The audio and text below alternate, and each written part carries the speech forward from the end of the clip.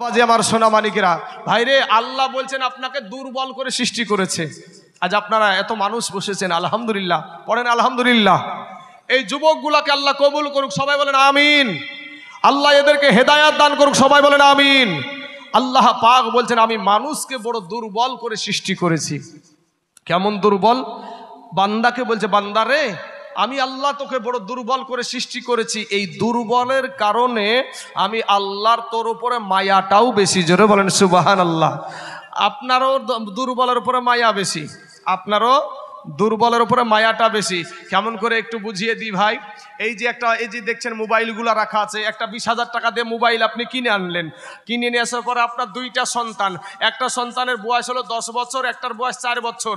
তো একটা বড় ছেলেটা করেছে কি মোবাইলটা নিয়ে এসে রেখেছেন সবে মাত্র, আর আপনার বড় ছেলেটা করলো কি মোবাইলটা ধাক্কা মেরে ফেলে দিল। আপনার বড় 10 বছরের বেটাটাকে বলবেন এই তুই আমার 20,000 টাকা দিয়ে মোবাইল আমি এখনই কিনে নিয়ে আসনু, আর তুই ফেলে দিয়ে ভেঙে ফেললি, 2 থাপ্পড় লাগাবে না লাগাবে না বাপ? লাগিয়ে দেবে। কারণ যে 20,000 টাকার শখের মোবাইল, আর সেই মোবাইল তুই ফেলে দিয়ে ভেঙে ফেললি, 2 থাপ্পড় লাগিয়ে দিবে। এবার আর একটা সন্তানের বয়স হলো 4 বছর। এই সন্তানটাও একটাই ভুল করেছে, কি মোবাইলটা ফেলে দিয়ে ভেঙে ফেলেছে। তো ভেঙে ফেলার সাথে সাথে মোবাইলটা ভেঙে দেওয়ার পরে বাপের চোখে পড়েছে মোবাইলটা ভেঙে ফেলেছে। তো এখন বাপ দেখছে ই তো ছোট, ই তো দুর্বল, এই দুর্বলকে যদি এখন আমি থাপ্পড় মারি তাহলে তুই শেষ। যেমন চোখ রাঙিয়ে তাকাই দেখবেন ওই ছোট্ট বাচ্চাটার আকৃতিটা, মুখের আকৃতিটা পরিবর্তন হয়ে যায়। বাপ বুঝতে পারে যে আমার বেটার কলজে ফাটছে, আমার বেটার কলজে ফাটছে। অমনি বাপ করে কি কোলে তুলি নিয়ে বলে বেটারে তোকে বলিনি, তোর মাকে বলেছি, তোর ভাইকে বলেছি, বলে না বলে না?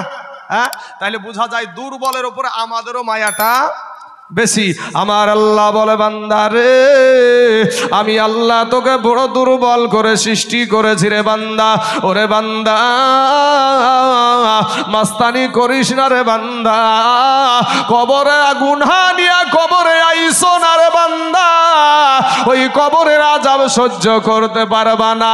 ও আমার কালেমার ভাই, কবর এমন একটা কঠিন জায়গা রে বাবা, ওই কবর এমন একটা কঠিন জায়গা বাবাজি, একটা সেকেন্ডের আযাব সহ্য করতে পারবা না রে যুবক।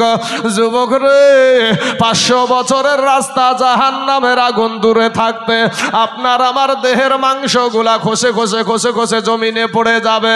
এ যুবক ভাই, আজকে তুমি যাদের জন্য দুনিয়া করছো রে বাবা, যাদের জন্য তোমার দেহটাকে পাষাণ বানায়া দাও, যাদের কারণে তুমি তোমার দেহ থেকে ঘাম বের করে দিচ্ছ, সকাল থেকে সন্ধ্যা পর্যন্ত কাজ করছো, কোন আমার বাবজি যখন আমার এই সম্মানীয় সভাপতি যখন বলে ভাই রে নামাজ পড়, তুমি বলছো যে আমি কাজ নিয়ে সময় পাই না।